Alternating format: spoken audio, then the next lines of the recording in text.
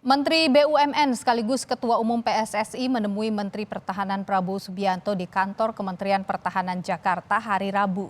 Momen keakraban Erik dan Prabowo diunggah di akun Instagram Kementerian Pertahanan. Prabowo tampak menyambut kedatangan Erik, berbincang akrab hingga mengantar kepulangan Erik sampai mobil. Di akun Instagramnya, Prabowo menyampaikan ucapan selamat atas prestasi timnas atau tim Indonesia U22 yang berhasil memperoleh medali emas setelah mengalahkan Thailand di final sepak bola SEA Games 2023.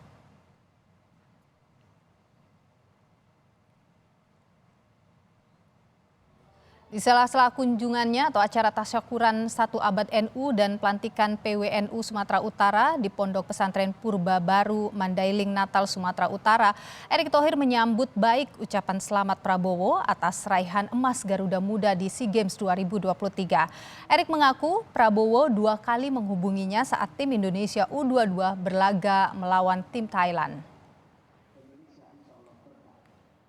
Ya, alhamdulillah beliau memang waktu pertandingan sempat 2 kali telepon. Waktu itu saya sampaikan